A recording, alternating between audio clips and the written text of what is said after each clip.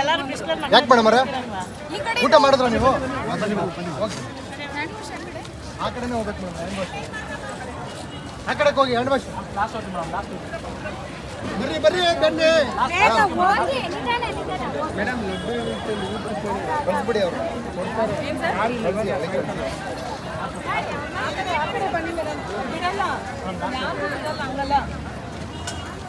ಒಬ್ರು ಬಿಟ್ರೆ ಅಲ್ಲ ನಮ್ಮಿಬ್ರು ಇಲ್ಲಾಂದ್ರೆ ಅವ್ರು ಬಂದು ಮಾಡ್ಕೊಳ್ಳಿ ನಾವು ಆ ಕಡೆ ಹೋಗಿ ಕುತ್ಕೊಳ್ತೀವಿ ಅಷ್ಟೇ ಅವ್ರೇನು ಮಾತಾಡಿಲ್ಲ ಪಾಪ ನಾವು ಬಿಡಲ್ಲ ಆ ಕಡೆ ಲೈಟ್ ಬನ್ನಿ ಅಂತ ಇಷ್ಟೊಂದು ಜನ ಬರ್ತಾ ಇದ್ದಾರೆ. ಬನ್ನಿ ಬನ್ನಿ ಬನ್ನಿ.